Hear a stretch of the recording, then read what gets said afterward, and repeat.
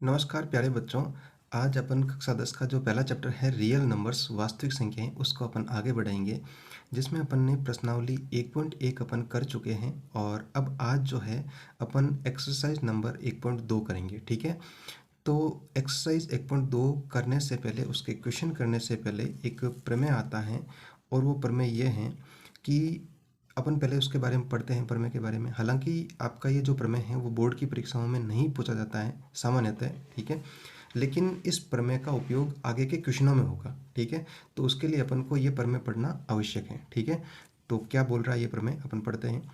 प्रमेय 1.2 ये बोल रहा है कि मान लीजिए p एक अभाज्य संख्या है। ठीक है, यहाँ पर p जो है एक प्राइम नंबर दे रखा है। यदि p a स्क्वायर को विभाजित करती है, मतलब ये अपन को दिया उसने कि p जो है वो a स्क्वायर को विभाजित करती है, तो p जो है वो a को भी विभाजित करेगी, जहाँ अपन को ये दे रखा है कि a एक धनात्मक पूर्णांक है। ठीक है, तो प्रश्नावली 1.2 का क्वेश्चन नंबर 1 अपन को ये बोल रहा है कि सिद्ध कीजिए कि √5 एक अपरिमेय संख्या है। ठीक है, ये अपन को सिद्ध करना है।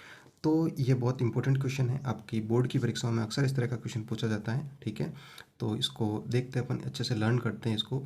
तो क्या बोला हुआ है इसमें कि √5 को अपन को अपरिमेय सिद्ध करना है। ठीक है, वैसे अपन ने परिमेय संख्या और अपरिमेय संख्या 9th क्लास में अपन ने पढ़ी थी। ठीक है, तो आपने पढ़ी होगी वहाँ पर। तो अब अपन ये समझते हैं कि √5 वैसे तो एक अपरिमेय संख्या है, लेकिन अपन को सिद्ध करके बताना है कि √5 एक अपरिमेय संख्या है। तो इसमें अपन क्या करेंगे कि √5 को अपन परिमेय संख्या मानेंगे। ठीक है, और अपन क्या करेंगे, परिमेय संख्याओं के सारे गुण लगाएंगे उसके ऊपर।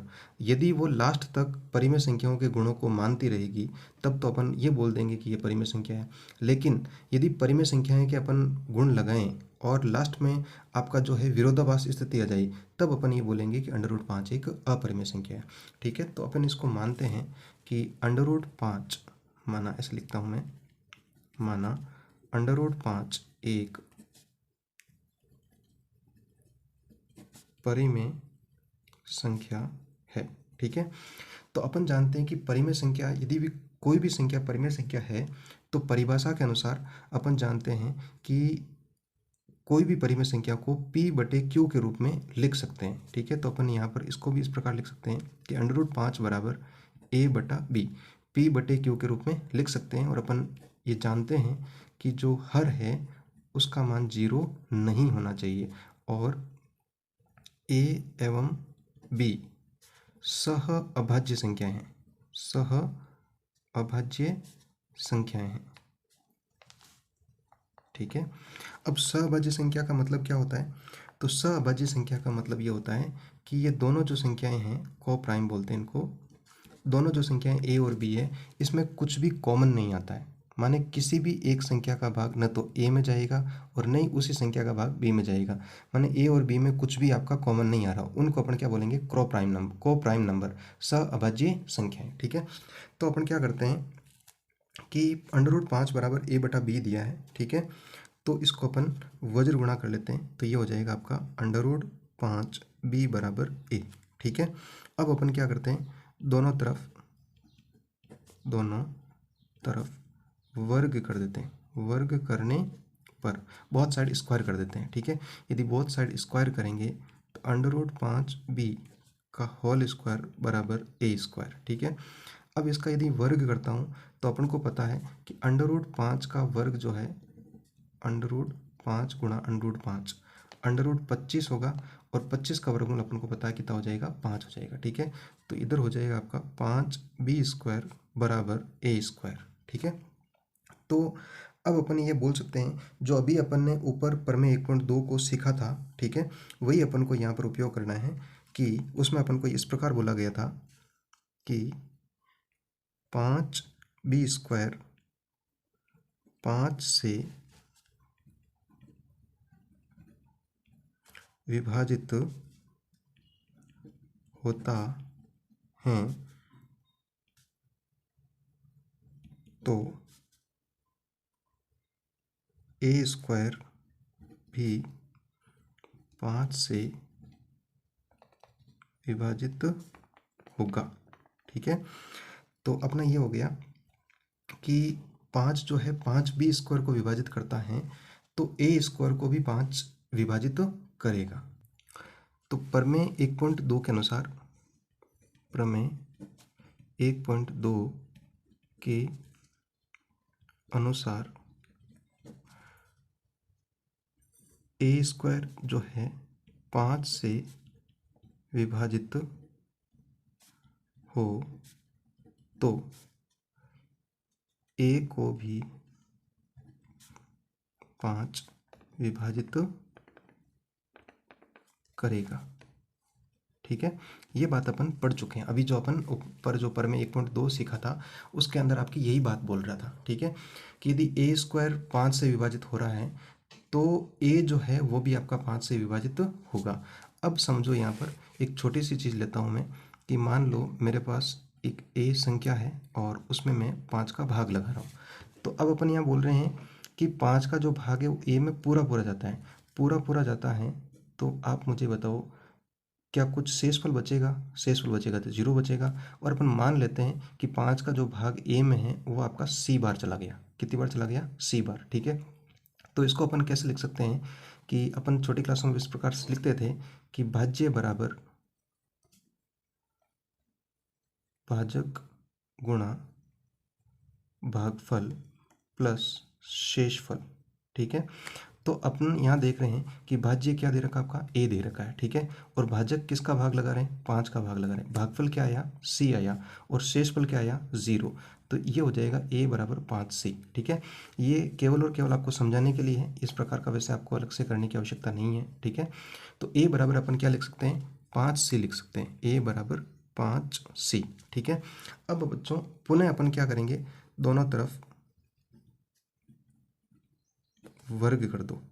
वर्ग करने पर, ठीक है, इधर दोनों तरफ वर्ग किया मैंने, तो इधर हो जाएगा ए स्क्वायर और इधर हो जाएगा 25c स्क्वायर। ठीक है, तो अपन ये देख पा रहे हैं कि इसको आप समीकरण 1 लिख देते हैं और इसको आप समीकरण 2 लिख दो। ठीक है, तो अपन ऐसा लिखेंगे, समीकरण 1 व 2 से। ठीक है, तो अपन ये देख पा रहे हैं कि यहाँ पर ए स्क्वायर बराबर 5b स्क्वायर दे रखा है और यहाँ पर ए स्क्वायर बराबर 25c स्क्वायर दे रखा है।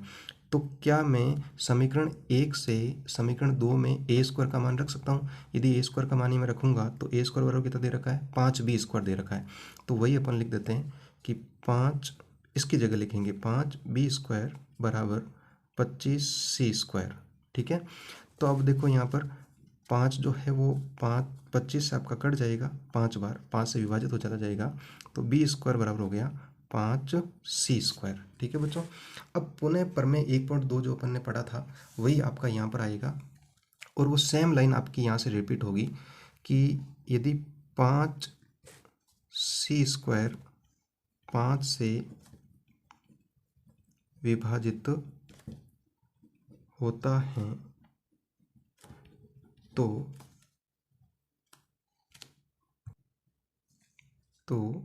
बी स्क्वायर भी 5 से विभाजित होगा। ठीक है, तो प्रमेय 1.2 क्या बोल रहा था कि प्रमेय 1.2 के अनुसार यदि 5b स्क्वायर को विभाजित करता है तो 5b को भी विभाजित तो करेगा। ये बात अपन को लिखनी है के अनुसार 5b को भी विभाजित करेगा। ठीक है, तो अब देखो अपन ने शुरुआत में अपन ने क्या बोला था? शुरुआत में अपन ने ये बोला था कि a और b आपकी सहअभाज्य संख्या है, माने को प्राइम नंबर है, इनमें कुछ भी कॉमन नहीं आता है। माने किसी भी एक संख्या का भाग न तो आपका a में जाएगा न b में जाएगा। या अपन ऐसे बोल सकते हैं कि a और b आगे आपके सरल नहीं होंगे।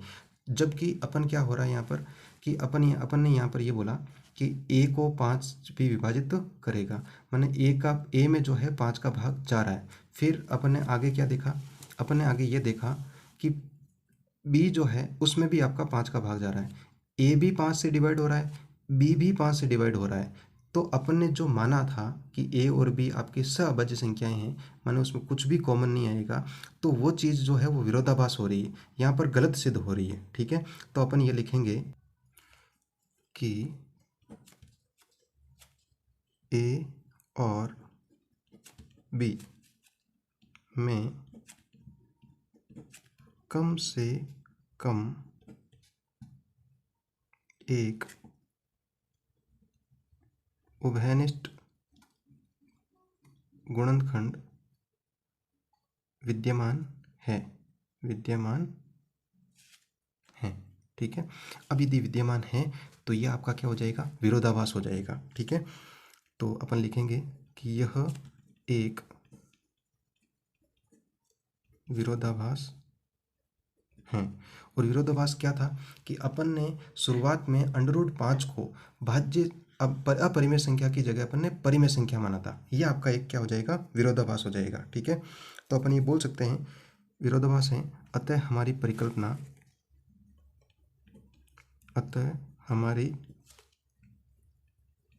परिकल्पना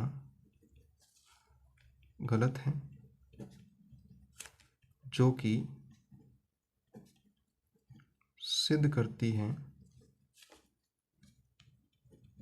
कि √5 एक अपरिमेय संख्या है। ठीक है बच्चों, तो आपको इसको अच्छे से समझ में आ गया होगा। ठीक है, एक दो बार इस क्वेश्चन की प्रैक्टिस करें और सेम लैंग्वेज आप इसको याद कर लें, लर्न कर लें, और प्रत्येक प्रकार के क्वेश्चन में आपका इसी प्रकार की लैंग्वेज काम आएगी। ठीक है।